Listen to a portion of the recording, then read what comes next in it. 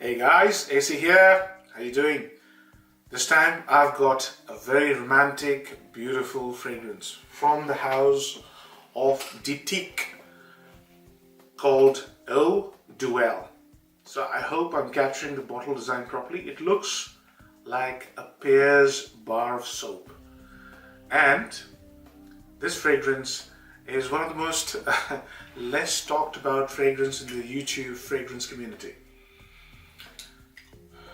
I want to change that because this is a fragrance that needs to be talked about a lot. It's a beautiful fragrance and it's going to be very suitable for people who are looking for a decent date night fragrance. So let's talk about this. 2010 is when this was released. This is the EDT version. Diptyque does a very clever thing. All their fragrances that are EDP, this label is black. Everything that is EDT is white, predominantly white. So, released in 2010, and the perfumer is Fabrice Pellegrin or Pellegrin. I'm not very sure how to pronounce his name. This person is a very down-to-earth perfumer. He's done some amazing pieces of work. Another one which comes to mind is Volutes by Diptyque. So a little bit about the Diptyque house, guys. Diptyque was set up in 1960s and they were basically aiming to provide people with beautiful scented candles. Perfumery entered the equation in about 4 or 5 years time. The word diptyque is not a French word, it's basically a Greek word. And it basically stands for a painting that is created on 2 panels. Diptyque's fragrances have a very special attribute. They are real niche fragrances. Most of the fragrances come up with very interesting concepts. And that's the real definition of a niche, not how pricey it is, but how interesting the concept is. The concept in this fragrance is about duality, contrast between 2 opposing scents, vanilla and incense. Now, there are a lot of fragrances that use, and spices. There are a lot of fragrances that use vanilla and spices. This fragrance, I've reviewed it, Eau Duelle. This has got vanilla, spices and woods. It's not as smoky. There's another fragrance by imaginary authors called Memoirs of a Trespasser, which uses almost the same concept like Eau Duelle. Vanilla, spices, incense. Eau Duelle. Let's talk about this fragrance. So let's start with the spray. I've got it dry down in my left hand, which is about 1.5 hours. So let's capture, wow, good atomizer, very good atomizer. Okay, I'll let this settle down a bit. And let's talk about this bottle design a little bit more. I don't know whether you can see this, but at the back of the bottle, you'll see a sketch of Taj Mahal. Yeah? That tells you something, right? And that also tells you a reason why I'm reviewing this today. Very close to Valentine's Day. One of the most understated romantic fragrances you will come across. So let's start. The first spray, first few minutes, will confuse you because it smells like nothing that it develops into. So it smells like gin and tonic, Gin and tonic with green, herbal, vegetable kind of a smell, juniper berries. And along with that, there's a nice, fresh, frozen, icy, piney smell. That's how it starts off. It really stuns me. Look at the consumption. I mean, this is 3.5-year-old bottle, guys. I've been through about 50%. This is a fragrance that grows on you. And there's a good reason why it grows on you. So let's start. You have to wait about 5 to 10 minutes for this fragrance to actually start developing on your skin. So this fragrance is called Eau Duelle for a reason. It's basically a contest between a dark, smoky, and slightly spicy aspect of the fragrance to what you call a bright, aromatic, and slightly spicy aspect of vanilla. So incense and vanilla. That's the contest in this fragrance. But there are many interesting features. As I said at the beginning, they'll confuse you, but it only lasts for about 5 minutes. Now, this fragrance is in the category of spicy aromatic and uses vanilla as the main protagonist of the story, if you like, along with incense. So Let's talk about the middle of the fragrance. The middle of the fragrance is where things start becoming very interesting. Why? Because in about five minutes, you will get the true nature of the fragrance. The true nature of the fragrance is this. It has a lemony green incense. It's not smoky. It's not like a church incense. It's green, beautiful lemony. Why? Because it uses LME. If you've seen my video where I've done 15 greatest incense fragrances, I've covered LME. LME has a resinous nature. It's lemony. It has a sharp undertone of pine-like smell. That's the pine smell you get right the moment you spray it, along with the gin and tonic. The middle of the fragrance also brings in the spicy attributes. It has a finely executed cardamom. It also has a very beautiful pink pepper. So it's slightly peppery cardamom, yeah? Very attractive.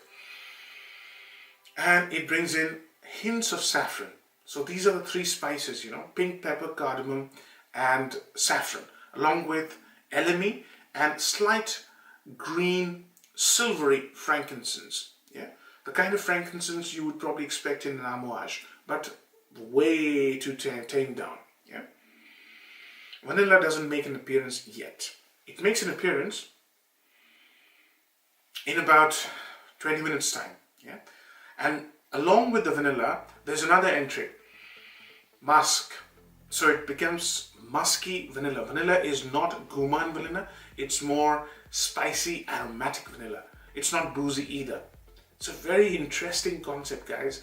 The fragrance doesn't change much till about in its late dry down, when it brings in a more smooth, sort of shiny, creamy kind of a experience. That comes through ambergris, but it's really late in the dry down. It's almost a linear fragrance, yeah? But I'll tell you one thing, the greatest quality of this fragrance is the composition. It's so intertwined, it's so beautifully blended. It sits on your skin like a soft layer of skin. And it is basically a fragrance which says, come and hug me. Perfect for a date night. So let's talk about the pros and cons. Number one pro, is it a true niche? Absolutely. It's a genuine niche fragrance. It has tremendous concept, and the concept has been executed beautifully. The duality of incense and vanilla, they're trying to celebrate these two dark and bright notes mixing together with some spices. Excellent concept. In terms of other pros that I can think of, this is a very pure kind of a scent. It has a very sincere purity. So what I mean by that is, imagine a man who's very warm-hearted in nature, smiles a lot, and has a genuinely nice personality. This fragrance has this genuinely nice, sincere, smiley, warm personality. Yeah, that's the second pro of this fragrance. The downside of the fragrance is this fragrance kind of gives the impression that it's a very soft scent, but I think it's not true, because I've worn this fragrance many times and people have smelt it on me, and they have also commented on me. And one of the common comments I've got is, this is quite a warm, happy kind of a scent. Yeah, so it can appear to be a soft scent, but I'm not saying this is a powerhouse. It's a soft scent, sits closer to your skin, but about 2 hours of the fragrance is when you get decent amount of projection.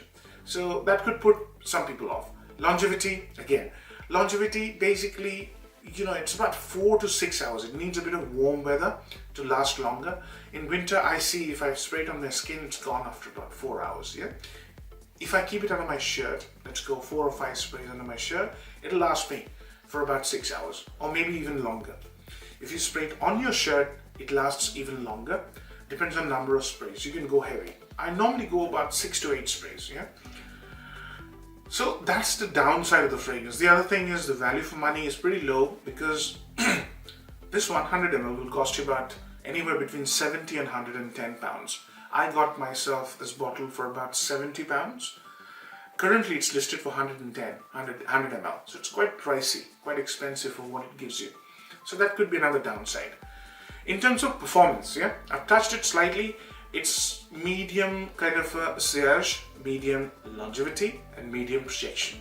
It sits close to your skin after 2 hours, but That's the purpose of the fragrance. The fragrance is basically a dating fragrance, date night fragrance, close encounter fragrance, soft fragrance. Yeah, and I think it's a very romantic fragrance. That's why they've used Taj Mahal as an image.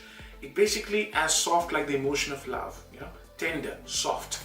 So yeah, nothing about this fragrance will scream out, jump out, get attention. No, it's not going to happen.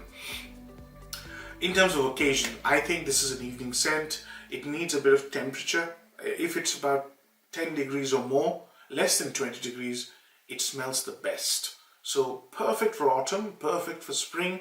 You can also wear this in winter, but be mindful that it smells much nicer with some warmth, and it performs less in cooler weather. It's up to you where you want to wear this. You definitely should sample this because it's a very interesting concept. I think that brings me age groups. The kind of fragrance this is, guys, I don't see this. It should limit you from wearing this. It's a very sincere, get close to me kind of a fragrance. So, if you're in a relationship where you're established, you're very close to the girl, whatever age you are in, if you're taking her out, even if you're just spending time at home, this is a beautiful, romantic fragrance. I wouldn't want to limit you by age. Yeah. Hopefully, I've covered all aspects. Thank you. Thanks for watching. Take care. Bye-bye.